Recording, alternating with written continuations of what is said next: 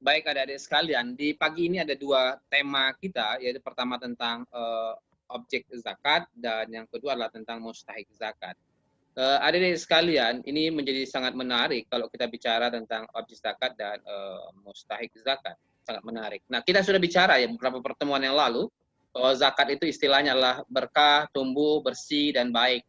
Jadi zakat itu adalah tumbuh, artinya berkah, artinya siapa yang mengeluarkan zakat maka hartanya akan berkah, diberkahi Allah. Keluarkan yang 2,5%, maka akan Allah berkahi yang 97,5%-nya. Keluarkan yang 2,5%, maka Allah tumbuhkan yang 97,5%-nya. Keluarkan 2,5%, maka Allah bersihkan yang 97,5%-nya. Nah, artinya apa? Dengan mengeluarkan zakat, maka yakin dan percayalah Allah akan jaga, Allah akan berkahi, Allah akan tumbuhkan semua harta yang kita miliki. Secara fikih adalah hak yang telah ditentukan kadarnya yang wajib dikeluarkan pada harta-harta tertentu. Zakat diwajibkan pada tahun kedua Hijriah. Ada 28 ayat loh adik-adik sekalian yang mensejajarkan antara zakat dan sholat. Itu artinya menunjukkan betapa pentingnya sholat dan betapa pentingnya zakat. Jadi ini Masya Allah luar biasa dahsyatnya. Nah, objek zakat itu berkaitan dua ya. Objek zakat itu berkaitan badan, namanya zakat nafs ya, atau kemudian kita kenal dengan zakat fitrah ya, zakat fitrah. Berapa jumlahnya Pak Hendra? Dulu kita sudah pernah jelaskan, satu sak kurma atau sama dengan 2,4 kilogram dan dibulatkan oleh para ulama menjadi 2,5 kilogram. Nah, itu kita bayar. Lahir misalnya hari ini anak saya, besok pagi Idul Fitri, wajib dia dikeluarkan. Jadi siapapun yang lahir sebelum sholat Idul Fitri, dia wajib untuk membayar zakat fitrah ini. Yang kedua, objeknya adalah mal. Nah, mal ini akan banyak lagi nanti. Nah, syarat wajib zakat itu terpenuhi dua, nisab dan haul. Berapa nisabnya zakat mal? 85 gram emas. Ya, haulnya berapa Pak Hendra? 1 tahun. Ya. Berapa kemudian haulnya zakat pertanian? Waqta khosdihi, setiap musim panen. Kalau panennya 4 bulan sekali, berarti zakatnya dikeluarkan setiap 4 bulan sekali. Hadirin sekalian, nah yang berikutnya yaitu objek zakat. Nah, menarik. Di makalah pertama tadi, Hasanah, Nabila, Nuriyatul, dan Salma sudah menjelaskan bahwa ada banyak sekali objek zakat. Yang pertama, di masa Rasulullah, kalau kita sama-sama ketahui bahwa di masa Rasulullah itu cuma ada 5 objek zakat loh adik-adik sekalian. Yang pertama adalah emas dan perak. Ya. Selama dia bukan untuk perhiasan, ya, maka kalau dia terpenuhi 85 gram emas, ya, dan 595 gram perak, maka dia harus dikeluarkan zakatnya. Jadi nisabnya sederhana ya, 85 gram emas. Kalau 1 gram emas itu harganya 500.000, tinggal kalikan 500 kali 85 gram, berarti sekitar 42.500.000.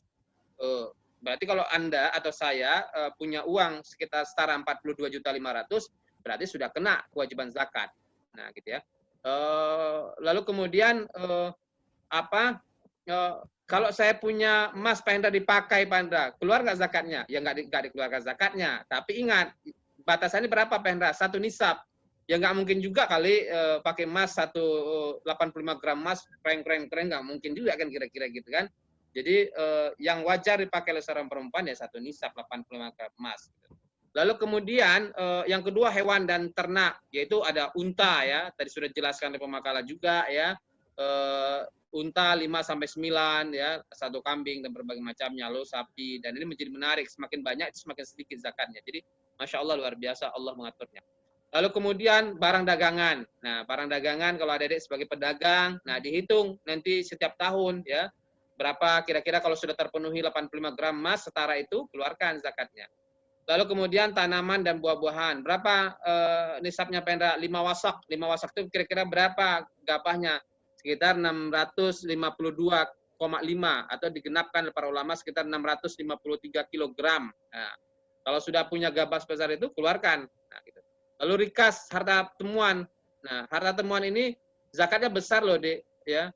Bukan 2,5%, tapi 20% ya. Jadi ini Masya Allah, rikas itu barang temuan. Apa analoginya hari ini? Para ulama menganalogikan tiba-tiba ada adik dapat undian kira-kira gitu kan barang temuan ya kira-kira gitu ya. Sudah dibayar pajaknya, dibayar zakat rikasnya. Nah ini Masya Allah harus ada ketaatan keimanan pada Allah. Nah kalau di masa Rasulullah itu objek zakat cuma ada 5, maka pertanyaannya sederhana. boleh enggak objek zakat yang di masa Rasulullah ini 5, boleh enggak dia diperluas? Nah, ternyata di undang-undang kita, di Undang-Undang 23 tahun 2011 tentang pengelolaan zakat, itu objek zakat kita sudah ada 9 loh, Dek. Kan? Jadi yang pertama ada apa di situ? Emas, perak, logam mulia ya. Jadi ini menjadi sangat menarik bagi saya bahwa ada emas, ada perak, ada logam mulia. Lalu apalagi di situ ada, Dek sekalian? Ada uang ya dan surat berharga. Ada nggak di masa Rasulullah kewajiban zakat itu? Ada kan? Ada nggak? Sudah ada kan? Jadi ada emas, perak dan berbagai macamnya. Lalu kemudian ada uang dan surat berharga. Nah, surat berharga mungkin tidak dikenal di masa lalu, di masa Rasulullah, ya kan? Lalu ada apa lagi? Perniagaan. Lalu apa lagi? Pertanian, perkebunan, kehutanan, ya. Jadi lalu apa lagi di situ? Peternakan, perikanan. Di masa Rasulullah nggak ada ikan. Coba Dede perhatikan, nggak ada kan? Binatangnya cuma 3 kan? Apa di situ ternaknya? Unta, kambing, sama sapi kan? Nah sekarang ada ikan. Ikan pun berkembang, ada mendatangkan pendapatan. Nah ini menjadi perdebatan, nanti akan kita bahas berikutnya. Lalu kemudian ada pertambangan. Ya, dulu tidak dikenal mungkin pertambangan. Ada perindustrian, ada pendapatan dan jasa. Ini kemudian dikenal dengan zakat produktif misalnya, kan gitu ya, dan berbagai macamnya. Nah lalu ada rikas, rikas masih ada. Itu artinya di masa Rasulullah cuma ada 5 objek zakat, tapi di undang-undang kita di Indonesia ya melebihi 5. Boleh enggak? Nah, ini para ulama mengatakan sebagai mengatakan boleh, sebagai tidak. Nanti akan kita lihat bagaimana perdebatan para ulama. Adik-adik sekalian, mustahik zakat juga demikian dalam surah At-Taubah 60. Jadi kalau adik-adik perhatikan, jangan fokus pada surah At-Taubah 60 ini aja, tapi fokus sebelum ayat Taubah 60-nya. 2 ayat sebelumnya itu bercerita tentang bagaimana kondisi orang-orang yang menerima zakat, dia seneng banget kira-kira. Dikasih zakat seneng. Nggak dikasih zakat, dia marah-marah. Maka akhirnya muncullah ayat ini, ayat At-Taubah 60 ini, yang mengatakan bahwa yang berhak menerima zakat itu cuma ada 8 asnaf. Yang pertama adalah fakir, miskin, amil, mu'allab, hamba, gharimin, ibnu sabil, dan fisabilillah. Apa bedanya fakir dengan miskin? Hendra, fakir, miskin. Apa bedanya? Fakir itu menurut para ulama, fakir itu dia tidak punya pekerjaan dan tidak punya pendapatan. Sedangkan miskin itu adalah punya pekerjaan tapi pendapatannya terbatas. Nah, jadi lebih parah mana kira-kira? Lebih parah fakir. Nah, kalau miskin, World Bank misalnya, Bank Dunia mengatakan orang yang tidak punya tidak punya pendapatan $2 per day, $2 per hari itu dikatakan miskin. Nah, tinggal kalikan aja satu hari sekarang $1 sekarang berapa? 15.000 kali 2 berarti 30.000. Kalau orang nggak punya pendapatan 30.000, dia bisa dikatakan orang miskin. Ada juga yang menganalogikannya dari sisi pengeluaran dan berbagai macamnya. Lalu kemudian amil. Amil itu ya pekerja zakat. Satu-satu pekerjaan yang disebutkan dalam Al-Quran adalah amil. Jadi menarik nih. Jadi jika malu-malu jadi amil ya. Lalu kemudian mu'allab ya, orang yang baru masuk Islam ya. Dan ada hamba. Tapi mu'allab ada batasannya lah. Enggak mungkin selama hidup mu'allab terus dapat zakat ya. Jadi di Basnas seingat saya dibatasi namanya mu'allab itu. Nanti enggak ada mu'alaf seumur hidup ya nggak ada, nanti dapat sampai mati mu'alaf terus ya enggak kan gitu. Mu'alaf itu kan di awal-awal saja gitu. Lalu kemudian hamba ya kemudian ya namanya riqab ya.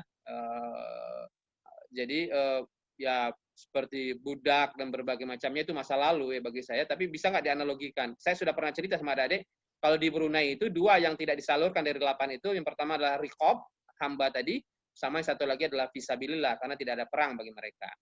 Nah, lalu kemudian ada gharimin, orang berhutang. Nah, persoalannya sekarang itu semuanya orang berhutang. Saya menarik satu ketika di Brunei itu, raja mengatakan, kok hasil zakatnya, uang zakatnya masih banyak nih, salurkan. Sudah dapat semua raja, cuma ada satu yang belum dapat raja. Siapa? Gharimin. Nah, semiskin-miskinnya orang di Brunei itu punya kereta roda 4. Saya pernah ke Brunei, sulit cari kereta roda 2, sulit cari motor, semua pakai mobil semua. Jadi negara kecil, Masya Allah luar biasa. Mudah-mudahan suatu saat Allah izinkan adik-adik juga bisa melakukan riset atau jalan-jalan ke Brunei, sekitar 2 jam dari Jakarta ke Brunei Darussalam. Lalu kemudian ada Ibnu Sabil. Ibnu Sabil ini adalah pelajar. Begitu juga di Brunei, Orang yang sekolah di sana dia akan mendapatkan beasiswa dan berbagai macam. Lalu kemudian fisabilillah, orang berjuang. Nah, ini menjadi perdebatan. Dari 8 asnaf itu saya mengatakan semuanya adalah manusia, bukan benda. Maka akan terjadi perdebatan. Boleh nggak uang zakat itu disalurkan, dibuat untuk bangunan, nah untuk madrasah, untuk masjid.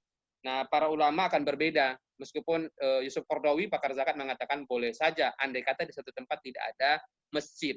Nah, adik-adik sekalian, di undang-undang kita, di pasal 25, di undang-undang zakat, dikatakan distribusikan kepada mustahik sesuai dengan syariat Islam. Nah, skalanya adalah prioritas, prinsip pemerataan, keadilan, dan kewilayahan. Jadi ada 3 prinsip di situ ya, adik-adik sekalian. Lalu kemudian perluasan objek zakat. Boleh nggak objek zakat tadi kan cuma 5 dia di masa Rasulullah. Tapi di Indonesia sudah berkembang menjadi 9 misalnya gitu kan. Boleh nggak diperluas? Sebagian ulama seperti Ibnu Hazm misalnya, zakat adalah ibadah mahdhah yang sudah diatur dalam Al-Quran.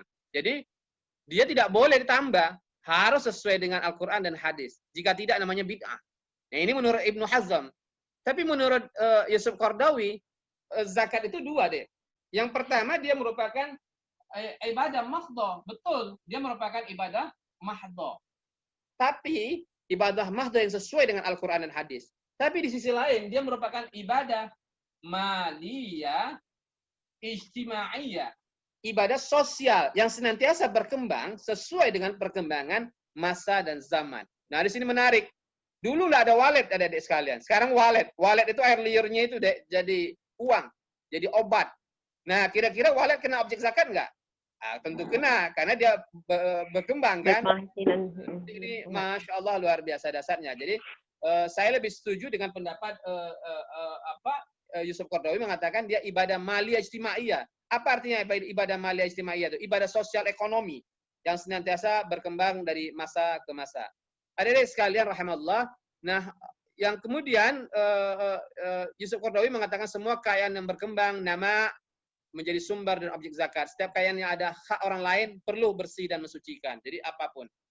Nah, adik-adik sekalian, ternyata Basnas itu membuat, kita kan sulit juga mengukur. Pak Hendra miskin, kamu miskin. Apa ukurannya? Kan nggak sulit ya kan, kira-kira. Dia miskin, tapi tasnya ratusan puluhan juta. Ya, dia katakan miskin, minta-minta, tapi macam-macam. Nah, Basnas itu membuat hak kifayah adalah batasan kecukupan standar kebutuhan seorang atau keluarga. Nah, dikatakan di situ bahwa penilaian penentuan kecukupan hak kifayah Puskas Basnas, 1, makanan, pakaian, tempat tinggal, ibadah, pendidikan, kesehatan, dan transportasi. Maka dibuatlah di situ perorangan itu bisa dikatakan miskin kalau pendapatannya misalnya dengan memperhitungkan biaya dasar yang dibutuhkan sesuai keluarga bertahan itu sekitar 772.000 per bulan ya, 0,88. Nah, kalau per keluarga sekitar 3 juta. Nah, berdasarkan itu penyaluran zakat dibagi 2 kelompok. Pertama, pendistribusian dan penerimaan zakat, artinya pendistribusian zakat yang bersifat karitatif dan darurat diberikan kepada mustahik fakir miskin yang belum mampu memenuhi kebutuhan dasarnya tadi. Nah, gitu. Dan yang kedua, mustahik memiliki penghasilan sama atau melebihi hak kifayah namun masih di bawah nisab zakat yaitu 3 juta. Ya, karena kalau 500 sekarang harga emas saya sudah 1 juta lebih, 1 jutaan ya. Berarti sudah 2 kali lipat sebelum corona kira-kira gitu. Nah, difokuskan pada kegiatan produktif, pendagungan dan berbagai macamnya. Saya pikir itu ada di sekalian ya. Sebagai gambaran bagi adik-adik sekalian dari sisi objek zakat maupun mustahik zakat. Kita punya waktu sekitar 10 menit atau 15 menit, silakan adik-adik berdiskusi tentang ini. Saya pikir sudah paham kira-kira apa yang menarik kira-kira. Jadi kita punya ada berapa tadi deh objek zakat di masa Rasulullah? Ada 5. Lalu kemudian berkembang di Indonesia sekarang berkembang menjadi 9, bahkan luar biasa. Boleh nggak objek zakat diperluas? Ya boleh saja. Tapi ada perdebatan. Menurut Ibnu Hazm, nggak boleh, karena itu sudah sesuai dengan Al-Quran dan hadis. Kalau menambah-nambah namanya bid'ah. Tapi kata Yusuf Qaradawi, pakar zakat mengatakan boleh. Kenapa boleh? Alasannya 2. Satu sisi zakat itu merupakan ibadah mahdhah, tapi di sisi lain dia merupakan apa tadi dek? Masih ingat? Ibadah maliyah istimaiyah. Apa itu maliyah? Maliyah itu harta atau ekonomi. Istimaiyah itu apa? Sosial. Saya pikir itu. Kalau mustahik zakat boleh diperluas nggak? Dari 8 jadi 10 gitu boleh nggak kira-kira? Nggak boleh, karena itu sudah ketentuan Al-Quran ya. Iya. Ya. Kecuali misalnya 8 itu misalnya nggak disalurkan semua, ada prioritas misalnya, udah ya kita cukup salurkan 6 kayak Brunei kira-kira gitu. Boleh nggak? Boleh aja. Ya, tapi kalau ditambah tentu tidak boleh, karena itu sudah qat'i ya, sudah tegas di dalam Al-Quran. Saya pikir itu. Silakan diskusi.